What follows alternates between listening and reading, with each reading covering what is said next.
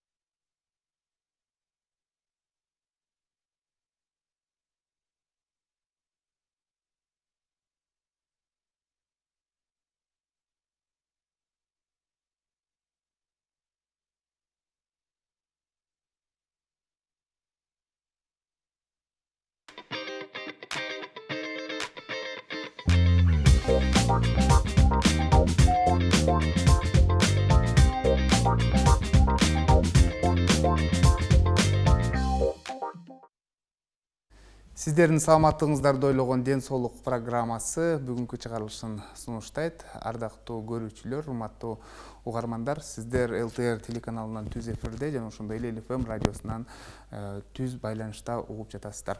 Дал мына ушул тема боюнча эгерде сиздерде кандайдыр бир суроолор болсо, байланышка чыксаңыздар болот. Байланыш үчүн телефондор 032 22 код аркылуу 557 38 жана ошондой эле WhatsApp номери дагы кет 0508 87 88 97 номери. Теманы айта турган болсом, кант диабети жана COVID-19 илдети. Анда студиянын кадырлуу коноктору менен сиздерге тааныштырсам, Феруза Камилова, Маматалиев атындагы медициналык борборунун дарыгери, эндокринологу жана ошондой эле кийинки коногубуз Мунара Мухтарали кызы, Ош областаралык балдардын клиникалык ооруканасынын дарыгер, эндокринологу. Саламатсыздарбы, студиябызга кош келипсиздер. Эң алгач кыскача ушул кант диабети оорусу жөнүндө айтып берсеңиз. Кант диабети бул өнөкөт оору болуп эсептелет. Бул ооруда ошо ашказан безинде инсулин гормон жакшы келип чыкпагандан канттын көлөмү канда көбөйүп кетет да. Ошону кант диабет оорусу деп айтылат. Эмне себептен ушул адам баласында ушул кант диабети оорусу пайда болот, чоңдордо жана балдарда? Бизде бейтаптардын арасында чоңдордо биринчиден ашыкча салмактуулук, кыймыл аз болгондон, стрессовый факторлор, наследственный факторлор көп таасир берет. Жакшы, балдарда кандай? Балдарда көбүнчө мындай после ОРВИ, грипптен улам, кээ биркилерге окилерден улам келип чыгат да. Бул өзү негизи тукум куучулук оору болгон үчүн генде болот да, алып жүрөт. Оорудан улам уже ачыкка чыгып калат да, сахарный диабет. Жакшы, мына ушул оорунун кабылып калганын кантип байкаса болот бейтаптар? Биринчи белгилери алсызданат да, слабость. Мышечная слабость болушу мүмкүн, анан суусай баштайт. Кээ бир бейтаптар вообще суусабайт дагы. Келгендерден сурайбыз да, анан көп заара чыгара баштайт, айтышат. Кичине бассам алым куруп калат дейт. Анан аялдарда жыныстык жолдору кычыша баштайт. Кээ бир адамдарды тиштери түшүп, чачтары түшүп, баягы терлерим дагы кургап кетти деп көп айтышат да, биздин чоң бейтаптар.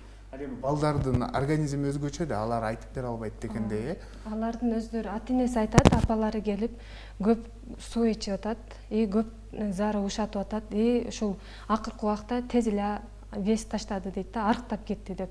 Үч эле эң главный, үч эле негизги эмени айтат да, симптомдорду. Арыктайт, суу ичет, заараны көп ушатат да. Жакшы, мына ушул кант диабети бул өнөкөт илдет деп айтылат. Кез менен сиздерге кайрылып, дарыланып туруш керек да. Азыркы учурда бейтаптар кандай дарыланып жатат? Кантип сиздерден консультация алып жатат? Телефон аркылуу, анан кийин абалы оорураак болсо, жаткызуу азайла жоктон комага түшүп, азыркы учурда ушул COVID-19 байланыштуу көбүнчө эле телефондо эле айтып, анан аларды даже биз көрбөй атабыз да, көрбөй эле бизге телефон аркылуу ушундай болуп атат, жакшы жүрөт, сахары да жакшы нормада жүрөт дейт, бирок балдар уже кетоз менен бизге комасы менен, осложнениясы менен келип реанимацияга түшүп, анан ушундай болуп калып атышат да. Бирок больной азыркы учурда только телефон менен да сүйлөшүп атышат. Онлайн аркылуу кеңештер. Видео, WhatsApp, видео звонок аркылуу байланышта болуп турабыз да бейтаптар менен. Жакшы, мына ушул COVID-19 илдетинен улам дагы адам баласы кант диабетине кабылып калышы мүмкүнбү? Жогоруда дарыгерибиз айтты эле, мунара негизинен ушул сасык тумоо да кант диабетине алып келет деп. Ооба, бул ковид да алып келиши мүмкүн. Себеби дегенде генде боло турган болсо, ковид менен ооруп калган баланыкы сразу эле сахары ачыкка чыгат да. Сахары сразу эле көтөрүлүп, сразу эле билинет. Көпчүлүк биздин ошол жаш балдар грипптен улам эле грипп болуп атат элек деп эле билбей жүрө беришет да, көп жүрүп коюшат. Гриппин лечение кылып, сасык тумоосун лечение кылып жүрө беришет. Азыр эми бул ковидте дагы ошентип эле жүрүшөт да. Андан улам дагы сахар болуп калышы мүмкүн. Бизде ошо ковид инфекция болуп калды деген мезгилде биринчи адам баласында паника пайда болот, стресс пайда болот да. Стрессте бизде контринсулярный гормондорубуз бар. Например, адреналин, норадреналин баягы инсулин гормон чыгышын тоскоолдук кылат да. Ошондуктан кээ бир адамдарда физиологически да, это временно может чуть-чуть канттын көлөмү ашып калышы мүмкүн, но оорусу өзүнүн симптомдору азайган сары канттын көлөмү дагы нормага түшүп калышы мүмкүн. А кант диабети менен ооруган адам плюс ковид инфекция болуп калса, да, если ул бейтапыбыз канттын көлөмүнү көзөмөлдөп, инсулинди убагында алып турган болсо, анын оорусу жеңил өтөт да. Ар бир нерсе ошо адамдын өзүнө баалык болот да. Если биздин бейтаптар сахарный диабет болуп, кантыны көзөмөлдөбөсө, кайдыгер карап да, убагында дарылабаса, аларда осложнениясы көбүрөөк болуп атат. Азыркы учурда көрүп атабыз да элдин арасында. Ооба, негизинен мына ушул ковид илдетине калып калса, диабет менен ооругандар мисалы, аларда кабылдоолору көп болуп атат деп айттыңыздар да. Андан сырткары ушул канттын көлөмү дагы түшпөй атат деген дагы маалыматтарды угуп жатабыз да, ушуну түшүндүрүп берсеңиздер. Ошо кант оорусу экинчи типти алсак чоңдордун арасында плюс ковид. Ковиддин түрлөрү бар да. Легкий течение, средне тяжелый, тяжелый. Если биздин бейтаптар ковид инфекция чалдыгып кант диабеттин таблеткаларын ичип аткан болсо, например, метфагамма, сиафор, диаглизид, диабетон, биз аларды ошо ыстыма болуп кыйналып аткан учурда временно инсулинотерапияга алышыбыз керек да. Потому что метфагамманы ошо ыстыма маалда ичсе болбойт. Потому что бул ооруда биринчиден кан коюлуп кетет. Анан бизде ошо каныбызда гликогемоглобин деген, это гемоглобин, который несет сахар, да. Именно ошо ковид инфекциясында ошо гликогемоглобин биринчи жабыр тартат да. Анан алар бузулуп өлө баштаганда бири-бирине тромб пайда болот, кан үйүп калат да. Ошо бизге аябай коркунучтуу болуп эсептелет да. Жакшы. Балдарда бул оору кандай өтүп жатат ошол? Кант диабет менен ооруган балдарда. Балдарда дагы бул эсиле ковид менен ооруп кала турган болсо, оору өтүшү мүмкүн. Себеби дегенде аларда сразу эле осложнениялары мындай ранний поздний осложнениялары бар да. Сразу башка органдарды поражение кылышы мүмкүн. Жакшы. Мына ушул биринчи тип, экинчи тип деп айтып бердиңиз да, ушунун айырмачылыктарына токтолуп берсеңиз. Биринчи типте бул көбүнчө балдар ооруйт. Бул ошол ашказан безинин астында уйку бези болот. Ошолдон клеткалар, бета клеткалар инсулинди бөлүп чыгарат да. А бул инсулин мына зат алмашууну жөнгө салып турат.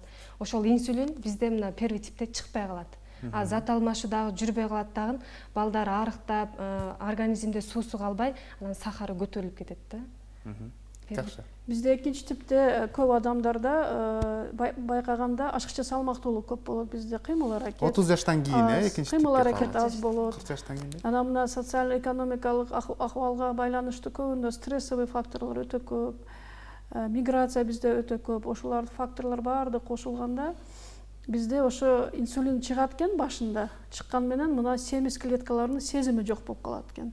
Орус тилинде айтканда это называется инсулинорезистентность. Нет чувствительности клеток к инсулину, да. Ошон үчүн биздин бейтаптар экинчи тип коюлганда башында таблеткалар менен жүрүп турушат да. Анан уже бездин инсулин чыгара албай калган мезгилде ошондо гана кийин инсулин кошулат бул бейтаптарга. Мына ушул илдетти дарылоо боюнча айтып берсеңиздер, сиздерден кеңеш алып эле ушул дары-дармектерди ичип же болбосо инсулинди колдонуп эле үйдө эле дарыланса болобу, же болбосо убак менен сиздерге жатып дарыланып турабы? Биринчи келген сахарный диабет, кант диабети менен биринчи чалдыкканда бизде жатышы керек. Себеби дегенде биз инсулинди жасаганды, дозасын кайсы жерге жасаганды окутабыз да, школа диабета деген болот. Ошону окуткандан кийин алар жакшы өздөштүрө турган болсо, 3 айда 6 айда бир келсе болот да. Анан анча өздөштүрө албаса 3 айда келет. Өзү биз ошо 6 айда бир жатып туруш керек негизи сахарный диабеттерчи. Бизде лечение алып инсулиндерин коррекция кылышыбыз керек. И башка осложнениялары да болуп кетет да. Ошолордун баардыгын наблюдение кылышыбыз керек. Бүт бизде ошо кант оорусуна биринчи жолу чалдыгып, биринчи жолу кайрылганда алар перечень анализдер тапшырыш керек да. Ошо анализдерине карап, анан чечилет бугунку азыр жеңил течение кетип атабы, же тяжелый течение кетип атабы. Ошо карап, анан бейтапканага жаткызылат да. Жакшы, анан ушул дарылануудан сырткары бейтап өзгөчө эмнелерге көңүл буруш керек? Азыркы учурда айрыкча сиздерден кеңеш болсун. Диетасын жакшы кармаш керек. Бүт ушул ким башка балдарга, башка ооруларга контакт болбош үчүн үйдөн чыкпай, үйдө диетасын сактап, инсулин жасап, үйдө эле отуруш керек да, контакт болбой. Если контакт болуп турган болсо, булар сразу если ковид чыгып кала турган болсо, тяжелый протекает да. Бул биринчиден стресске чалдыкпаш керек, паникага алдырбаш керек, өзү кадимкидей кылган жумушун кыла бериш керек. Көп жерге барбагыла дейбиз. Это где базар, вот маршрутки, да, троллейбусы, где тыгыз адам бар жерге барбаш керек. Биздин бейтап өзүнүн сахарын күнүнө өлчөп, көзөмөлдөп туруш керек. Тамактардын арасында овощи, фрукты жесе болот, крупаларды жеп турса болот. Тамагы өтө мындай рационально болуш керек да, что белок, жир, углевод болуш керек. Өтө мындай тез татым тамактарга басым жасабаш керек. Анан кадимкидей сейилдеп, физкультураларын жасаш керек да. Кечкече эле телевизор тайына жатпай, паникага өзүн алдырбаш керек. Кыймылдап туруш керек да. Кыймылдаган сары кан айлануу жакшы болот. Саламатсыздарбы, мен 23 жаштамын, кант диабетинин биринчи тибине кабылганмын. Кандагы канттын курамы дейт, кээде дейт, көтөрүлүп кетет дейт, кээде түшүп кетет дейт. Инсулин сайынып турамын, эмнеге мындай болуп атат деген суроону калтырыпты да. Себеби дегенде азыр эми ал жатып лечение алабы, албайбы, азыркы учурда албай атат. Баягы инсулинди саят да такай аны саят, бирок сайган менен дозасын аз сайып коюшу мүмкүн. Сайган жери бир жерге кечке сай берсе, ал жер катып калат да. Кийинки инсулинди сайса, анда действие болбойт, всасывание болбойт дагы. Баягы инсулин действие болбогондон сахар кайра көтөрүлөт да. Ошону бизге келип көрүнүшү керек да. Сөз көзөмөлдө болуш керек. Жакшы. Кант диабети менен ооругандар диета деп айттыңыздар дейт. Кайсыл тамактар өзгөчө пайдалуу деген суроону калтырды. Кайсы өзү негизи азыркы мезгилде тамактын баары түрүн жесе боло берет. Ошол углеводу азыраак бардык больнойлор өздөрү углеводун эсептеп жеш керек да. Камыр тамактарда, ристерде көп углеводдор бар. Аларды жебей алдан ограничение кылыш керек. Аны эттүү тамактарды да көтөрөт деп этти жебей коюшат. Эт андай деле сахарды көтөрбөйт. Этти жей бериш керек. Азыр тем более ковид болуп аткандан кийин этти көбүрөөк жей бериш керек. Иммунитетти көтөрүп, организм күчтүү болуш керек да. Тамактарды мөмө жемиштер көтөрбөйт. Мына көтөрүлгөндөр коон көтөрүшү мүмкүн, жүзүм, клубникаларды жебеш керек. Алар тез көтөрүлөт да. Адам биз дагы эсептеп беребиз. Мынча кесим коон жейсин, мынча кесим дарбыз жейсин, мынча штук жүзүм жейсин, мынча штук клубника жейсин деп биз эсептеп беребиз. Ошол эсеп менен жеши керек да. Жакшы, анан кошумча маалымат, мисалы, биринчи тип, экинчи типтегилер деле ушул диета кармаш керекпи? Же болбосо, мен бир маалымат уктум эле, ушул канча көп жесең ошого эсептеп туруп инсулин сайынып койсоң болот деген. Бизде азыр ал нерсени кыла элекпиз. Канча кээрки маалыматтарга караганда ошондой дейт атат. Бирок башка өлкөлөрдө ошол жегенине карап деле сайып коет экен. Бардык нерсени углеводун деле, ширинин деле жей берет экен, сладкийге карабай элечи. Бирок ошого жараша инсулин сайылат экен. Бирок биз азыр больнойлорго антип айта элекпиз. Себеби биз андай практика жүзүндө антип көрө элекпиз да. Ошон үчүн көп жей бергиле, жегениңерге жараша жасагыла деп айтпайбыз. Кант диабетинин кабылдоолору деп айтып калдыңыз да, эгерде ушул ковид илдетине кабылып калса, анын кабылдоолору менен оор өтөт деп айттыңыздар да. Ушул кабылдоолору эмнеге алып келиши мүмкүн? Кайсы органдарга өзгөчө таасир бериши мүмкүн ушул боюнча айтсаңыз? Биринчиден жүрөк ооруларына таасир бериши мүмкүн. Это острый инфаркт миокарда деп айтылат. Ошо жүрөктүн булчуңуна кан келбей калып, булчуң жакшы иштебей калат, жүрөктүн булчуңу. Экинчиден бөйрөк кан тамырларына күч келиши мүмкүн. Бизде диабетическая нефропатия деп коет. Адам баласы жакшы сейбей калат, денеси шишип кетет. анан көздөрүнө таасир бериши мүмкүн, көз кыралашып жакшы көрбөй калат деп көп бейтаптар айтат бизде. Кан айлануу баш мээде бузулушу мүмкүн, баштар ооруу, баш айланып, эске тутум начарлап калды, колум жакшы сезбей калды деп көп бейтаптар айтылат. Эми бул ковид тоже полисистемный заболевание болуп эсептелет да. Бул ковидде эң слабый жерлер жабыр тартат экен да. Например, жүрөк ооруу болуп турган болсо жүрөгүнө таасир берет, бөйрөгү кичине кыйналып аткан болсо бөйрөгүнө таасир берет да. Хронический обструктивный бронхит деп коебуз или астма болсо именно ошол жагына көбүрөөк күч келтирет экен да. Бьет по слабому месту, да, эта инфекция получается. Жакшы. Сиз кошумчалайсызбы? Бизде эгер ковид менен ооруп кала турган болсо, анын кабылдоосу биринчиден эле кайсы жерде көп кан тамырлар боло турган болсо, ошол жерди тез поражать этет да. Себеби дегенде бул инсулин бүт кан тамырларга чейин барат да. Эң биринчиден бизде ошол боорду, бөйрөктү, көздү поражениялар жаш балдардачы. Биринчи эле ошол боорунда поражение болуп, балдар саргайып кетиши мүмкүн, почкалар бөйрөктөрүндө жабыркап, бөйрөктөрдөн белоктор көп чыгып, буттар ишип, же аз сийип, же көп сийип калышы мүмкүн да. Саламаттарды кант диабети менен ооругандар дейт, балалуу болсо болобу деген суроо калтырды да. Кант диабети менен ооругандар бардыгы бизге окшоп эле окуп, турмушка чыгып, же үйлөнүп, балалуу болсо болот. Диетасын жакшы сактап, инсулин алып турса эле болот бардыгычы. И өмүрү дагы жакшы узун эле болот. Мен билгенден ушул сиздердин бөлүмүңүздөрдө мисалы атайын мектептер бар, кант диабет мектептер. Мына ушул мектептер бүгүнкү күндө онлайн аркылуу үйрөтүп жатабы, окутуп жатабы деген суроо келиптир да көрүүчүдөн. Бизде азыр онлайн по телефон эле болуп атат, бирок эми онлайн сабак өтпөйбүз. Башталган эгерде бейтаптар кайрылса, телефон аркылуу кеңеш берип коебуз. Жакшы. Өзүнчө онлайн сабактарды өтпөй элебиз. Жакшы. Мына ушул дарылануудан сырткары дейт, биз спорт менен машыксак болобу деген суроо. Кандай спорттун түрлөрүн сунуштайсыздар ушул боюнча? Спорт менен машыкса эң жакшы болот. Себеби дегенде адамда ошол сахарный диабетте канчалык движение көп болсо, сахар ошончолук низкий болот да. И бирок ошого движение көп болгонго жараша азыраак инсулин жасаш керек. Анан биз кааласа теннис ойносо болот, футбол, волейбол ойносо болот, эмеге сууга түшсө болот, бирок сууга түшкөндө наблюдение кылып туруш керек да. Себеби дегенде ошол жерде гипотетсе суунун астына түшүп кетиши мүмкүн. Ошого биз сууга түшкөндө только ата-энесинин көзүнчө, ата-энесинин наблюдениясында карап түшүшүн айтабыз. Канттын көлөмү ошондо 11-12ден жогору болбош керек да. Если 13-14 болуп анан дагы нагрузка берип койсо, кайра физ нагрузкада көтөрүлүп кетиши мүмкүн да. Ошон үчүн компенсация болгон мезгилде любой ныманы жасаса болот, физкультураны.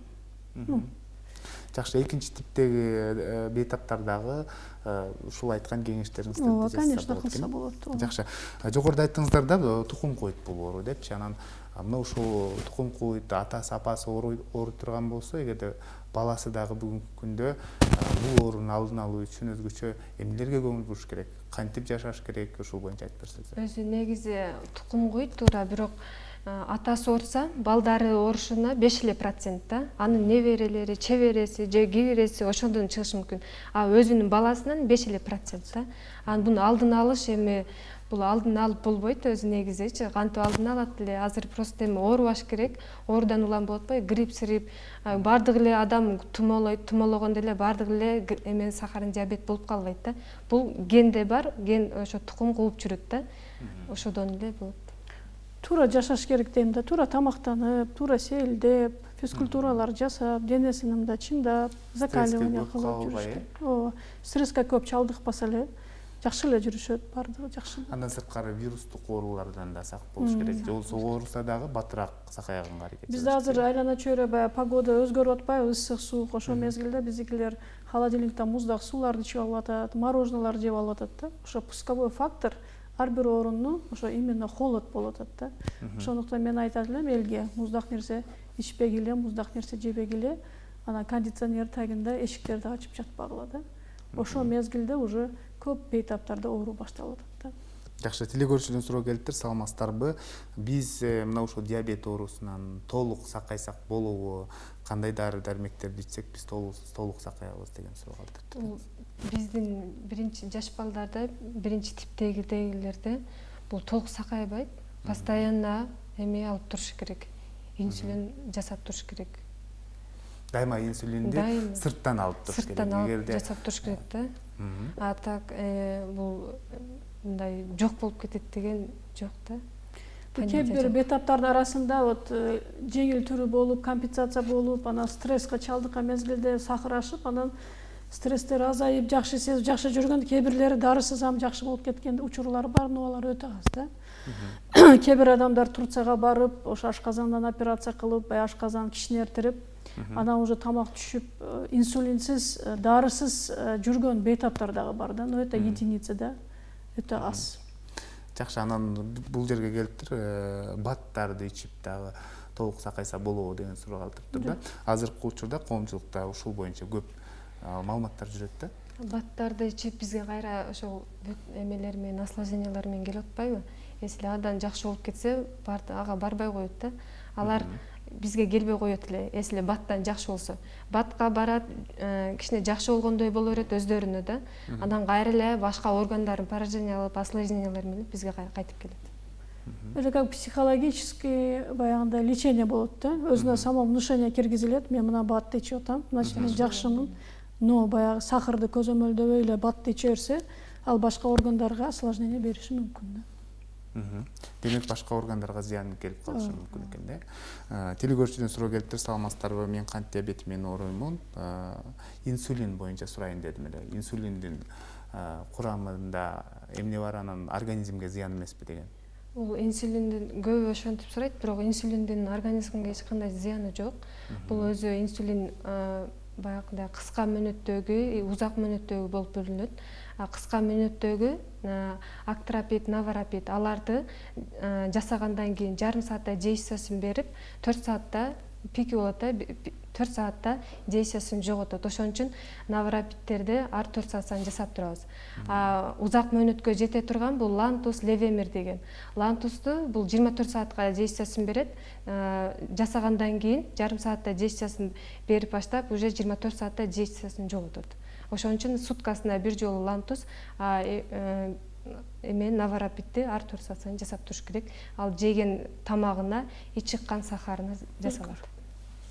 Жакшы, анан ушуга эле байланыштуу, ушул инсулиндин курамы пайдалуу болсо, анда кабылдоолор эмнеден улам деген дагы суроо келиптир да. Себептен дарыгерди угабыз, ошол боюнча жашап атабыз. Алар бизди уккан менен диетасын жакшы сактабайт да, жаш балдар диетасын сактабайт да, жакшы жеп коюшат, ата-энеси көрбөйт, ата-энесинен бекитип жеп коюшат, углеводу көп тамактарды жеп койсо, уже эмеде, организмде, башка органдарда жакшы эме болбойт да, всасывание болбойт, и уже осложнениясы пайда болот. Бизде да тойлорго барат, отуруштарга, кассаларга барганда, чогуу отурганда мен диабетим бар деп айта албайт да, ал тартынат, анан ошол жерде тамактардан жеп коюшат да. Сизден соңку кеңеш болсун, Феруза айым, азыркы учурда.